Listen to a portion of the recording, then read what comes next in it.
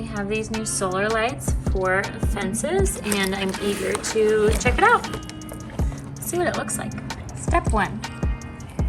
Take this and insert this, then rotate and tighten. Ready to go.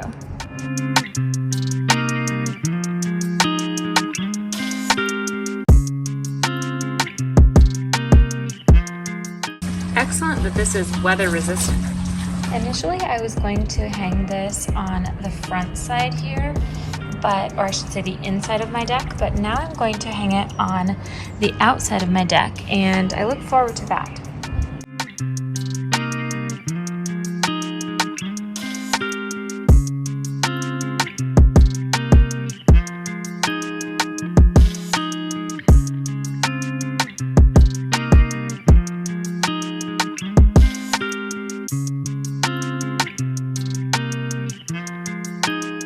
This is so charming, so I'm eager to do this on the other side of our railing now that I've had a chance to see what it looks like.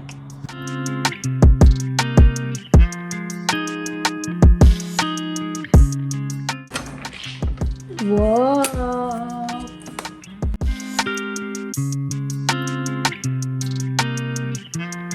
How charming is that? I like it.